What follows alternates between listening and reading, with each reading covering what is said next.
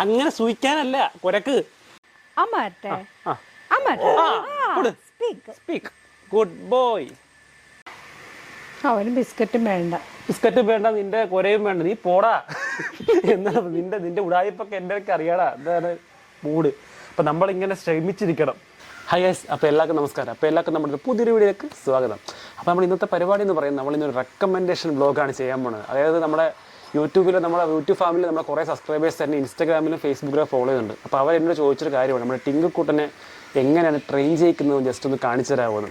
അപ്പോൾ അവർക്ക് വേണ്ടി നമ്മളിന്ന് ജസ്റ്റ് അതിൻ്റെ ഡെമോ ഒന്ന് കാണിച്ചു തരാവുകയാണ്. അപ്പോൾ നമ്മൾ ഇന്നോട്ട് അവന് ട്രെയിനിങ് സ്റ്റാർട്ട് ചെയ്യും, പുതിയ ട്രെയിനിങ്.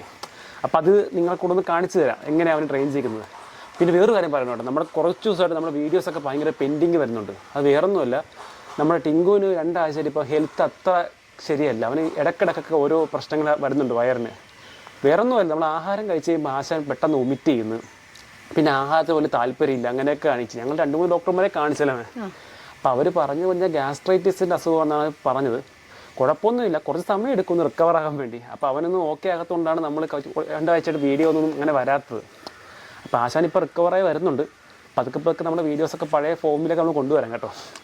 പിന്നെ വേറൊരു കാര്യം പറയുന്നത് കേട്ടോ, നമ്മുടെ കൂടിനെ പറ്റി കുറച്ച് ആൾക്കാർ കമൻറ്റ് ബോക്സിൽ ചോദിച്ചായിരുന്നു, ഇപ്പോൾ ടിങ്കുക്കുട്ടൻ കൂട്ടിക്കയറുന്നുണ്ടോ എന്ന്. അതിനെപ്പറ്റി പറയുകയാണെങ്കിൽ സത്യം പറഞ്ഞാൽ അവൻ കംപ്ലീറ്റ് ആയിട്ട് ഇപ്പം അങ്ങനെ കൂട്ടിക്കയറുന്നില്ല. കാര്യം ഞങ്ങൾക്ക് പറ്റിയൊരു അബദ്ധമാണ്. കാര്യം നമ്മൾ പട്ടിക്കുട്ടി വീട്ടിലേക്ക് കൊണ്ടുവരുന്ന ആ ടൈം തൊട്ട് നമ്മൾ കൂടൊക്കെ സെറ്റ് ചെയ്ത് വെക്കണം, അല്ലേ അമ്മ? കാര്യം അപ്പോഴേ നമ്മൾ കൂട്ടിൽ അവനെ ജസ്റ്റ് ഇൻട്രൊഡ്യൂസ് ചെയ്താൽ മാത്രമേ അവൻ ഇച്ചിരി സൈസ് ആകുമ്പോൾ ഇത് കിടക്കത്തുള്ളൂ. നമുക്ക് പറ്റിയ അബദ്ധവും നമ്മൾ അവനെ കൊണ്ടുവന്ന സമയത്ത് അവൻ ഞങ്ങളുടെ ഇടയിൽ തന്നെ മിങ്കിൾ ചെയ്താണ് വളർത്തിയത് കൂടുതലും. അപ്പോൾ ഒരു കൂട് വേണമെന്നൊരു ആവശ്യം ഇപ്പോൾ അടുത്തിടെയാണ് വന്നത്. കാര്യം ഞങ്ങൾക്ക് എന്തെങ്കിലും ആവശ്യത്തിന് പുറത്ത് പോകണമെങ്കിൽ തന്നെ ഒരു കൂടുണ്ടെങ്കിലേ നമുക്കത് നടക്കത്തുള്ളൂ. കാരണം കെട്ടിയിട്ട് പോകാൻ പറ്റത്തില്ല. കാര്യം എന്തെങ്കിലും മഴയോ കാര്യങ്ങളൊക്കെ പെയ്യുവാണെങ്കിൽ അവർ ബുദ്ധിമുട്ടാവും. പിന്നെ തുറന്നു വിട്ട് പോകാനും പറ്റത്തില്ല. കാര്യം നമ്മുടെ ഗസ്റ്റുകൾ ആരെങ്കിലും ആ സമയത്ത് പരിചയക്കാരെങ്കിലും വീട്ടിലേക്ക് കയറുവാണെങ്കിൽ ഇവൻ ചെന്ന് കെട്ടിപ്പിടിക്കുക ശരി, അതും പ്രശ്നമാണ്. വേറൊന്നുമില്ല, കടിക്കത്തൊന്നുമില്ല, ജസ്റ്റ് ഒന്ന് കയറി കെട്ടിപ്പിടിക്കും. പക്ഷെ അവർക്ക് ചിലപ്പം പേടിയായിരിക്കും എൻ്റെ ഈ റിയാക്ഷനെ കാണുമ്പോൾ. അപ്പോൾ അതിനൊക്കെ ഏറ്റവും നല്ലത് കൂടാണ്. അപ്പോൾ നമുക്ക് കണ്ടല്ലോ, നമ്മൾ കൂടൊക്കെ സെറ്റ് ചെയ്ത് പെരോസിലൊക്കെ ഗംഭീരമായിട്ടൊക്കെ നടത്തി. പക്ഷെ ആശ കൂട്ടിക്കയറുന്നില്ല. അപ്പോൾ ഇപ്പോൾ അമ്മ തന്നെ ഇപ്പോൾ ഒരു ട്രെയിനിങ് ഷെഡ്യൂളൊക്കെ ഉണ്ടാക്കിയിട്ടുണ്ട്. അത് എന്താണെന്ന് പറഞ്ഞത് എത്ര മണിക്കൂർ അതിനകത്ത് കിടക്കുമെന്നുള്ള എഴുതി വെക്കും. അപ്പം നമുക്ക് അറിയാൻ പറ്റുമല്ലോ ഒരു ദിവസം എത്ര മണിക്കൂർ കൂടുന്നുണ്ടോ കുറയുന്നുണ്ടോ എന്നൊക്കെ അറിയാമല്ലോ. അതായത് ബുക്കൊക്കെ അമ്മ സെറ്റ് ചെയ്തിട്ടുണ്ട്. അതായത് ടിങ്കു ടുഡേയ്സ് ഷെഡ്യൂൾ എന്നൊക്കെ പറഞ്ഞ് രാവിലെ ടിങ്കുവിനെ 11 മണിക്ക് കയറ്റി. അപ്പം കയറ്റി ഉടനെ ഒരു 10 മിനിറ്റ് അവനെ കറങ്ങി നിൽക്കും. അത് കഴിയുമ്പോൾ ഒരു കുര തുടങ്ങും. കുരയെന്ന് പറഞ്ഞൊരു അന്യായ കുരയാണ്. കുറച്ച് അവസാനം ഓ എന്നൊക്കെ പറഞ്ഞ് ട്യൂണിലൊക്കെ കുരക്കുന്നത്. അത് ആകുമ്പോൾ അമ്മ ഇറക്കും. അപ്പം പിന്നെ കുറച്ച് ഞങ്ങളെ മിങ്കിൾ ചെയ്തിട്ട് പിന്നെയും കയറ്റും. ഇപ്പം ഇതാ പടി, ഇറക്കുക കയറ്റുക. ഒരു മണിക്കൂർ പോലും അവൻ കറക്റ്റായിട്ട് അവൻ അവിടെ ഇരിക്കുന്നില്ല. ഇതേ കണ്ട, എൻ്റെ മൈക്കിൻ്റെ ബാഗ് അടിച്ചോണ്ടിരിക്കുവാണ്. ഇവിടെ ഇരുത്താൻ വേറെ വഴിയൊന്നുമില്ല. ഇപ്പം ഇത് കൊടുത്തോണ്ട് മാത്രമാണ് ആശാരി പൊതുങ്ങിയിരിക്കുന്നത്. അപ്പോഴേ നമ്മൾ ഇന്ന് ചെയ്യുന്ന പരിപാടി എന്താ? ഞങ്ങൾ ഇന്ന് സ്പീക്ക് ട്രെയിനിങ് സ്റ്റാർട്ട് ചെയ്യാം. കൺഫ്യൂഷൻ ആയിപ്പോയി. അപ്പം അതിൻ്റെ വിഷ്വൽസ് ഞാൻ ജസ്റ്റ് ഒന്ന് കാണിക്കാം കേട്ടോ നിങ്ങളെ. അപ്പോഴേ നമ്മുടെ സ്പീക്ക് ട്രെയിനിങ് എന്ന സാധനം കേൾക്കുമ്പോൾ സിമ്പിളാണ്, പക്ഷേ ഇച്ചിരി ടഫാണ്. അപ്പോൾ ഇതിൻ്റെ ബിക്കറ്റ് തരാം. ഇപ്പോൾ ഇതിൻ്റെ പരിപാടി എന്ന് പറയുന്നത് നമ്മളെ പട്ടിക്കുട്ടികൾക്ക് ഇഷ്ടമുള്ള ട്രീറ്റ് എന്തെങ്കിലും കൈ വെക്കുക. എന്നിട്ട് ഇച്ചിരി സാഡിസ്റ്റാണ് പരിപാടി. അവന് നമ്മളിതിന് കൊടുക്കുന്ന പോലെ കാണിക്കുക, പക്ഷെ കൊടുക്കുന്നത് കൊടുക്കരുത്. അങ്ങനെ കൊടുക്കാതിരുന്നിരുന്നിരുന്ന് അവൻ്റെ ക്ഷമ നശിക്കുമ്പോൾ അവൻ്റെ കുര കുരക്കും. അപ്പം നമ്മൾ സ്പീക്ക് എന്ന് പറഞ്ഞ് ഇതം കൊടുക്കുക. ഇതാണ് ഇതിൻ്റെ ഒന്നാമത്തെ ടെക്നിക്ക്. രണ്ടാമത്തെ ടെക്നിക്ക് എന്ന് പറഞ്ഞാൽ നമ്മൾ ഈ പട്ടിക്കുട്ടിയുടെ മുഖത്തേക്ക് തിങ്ങി ടീ അയ്യോ അവന് സുഖം ഇവനിങ്ങനെ സാധാരണ പട്ടികളൊക്കെ ഇങ്ങനെ മുഖത്തേക്ക് നമ്മൾ ഊതുമ്പം അതിൻ്റെ ഒരു റിയാക്ഷൻ അവർ തിരിച്ചു കുരക്കും. അപ്പം അത് ബിസ്ക്കറ്റ് കൊടുക്കാം.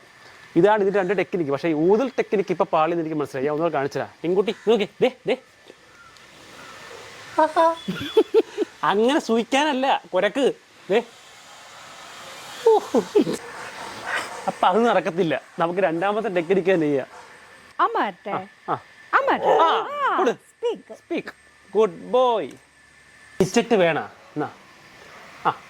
ബിസ്ക്കറ്റ് വേണമെന്നു, പക്ഷെ കുരക്കാൻ കഴിയല്ല.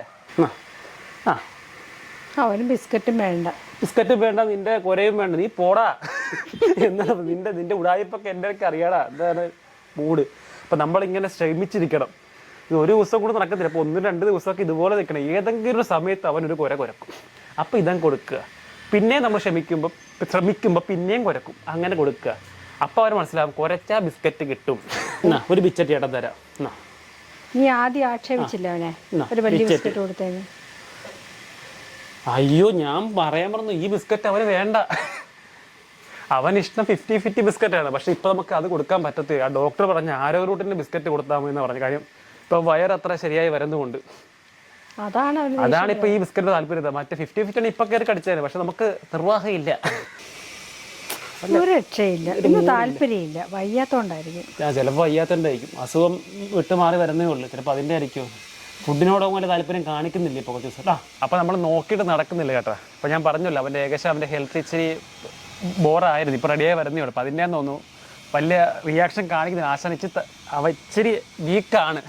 എന്താ അറിയില്ല, കണ്ണ് കിട്ടുന്നുണ്ടെന്ന് തോന്നുന്നു തീയുടി. അപ്പോൾ നമ്മൾ സാധാരണ ടിങ്കിക്കുട്ടൻ ഫസ്റ്റ് ട്രെയിനിങ് തന്നെ എന്തെങ്കിലുമൊക്കെ ചെയ്യേണ്ടതാണ്. പക്ഷെ അവനിപ്പം ഹെൽത്ത് അത്ര റെഡി അല്ലാത്തത് കൊണ്ടാണെന്ന് തോന്നുന്നുണ്ട്. ഉറക്കം വരുന്നുണ്ട്, അവൻ ചെയ്യാത്തത്. ഇതേ ചിരിക്കുന്നുമുണ്ട്. TUTയേ ആ. അപ്പോൾ എന്തായാലും ഇത്രയേ ഉള്ളൂ നമ്മുടെ വീഡിയോ. അപ്പോൾ ഞാൻ പറഞ്ഞല്ലോ ഇതാണ് ട്രെയിനിങ് തീയതി.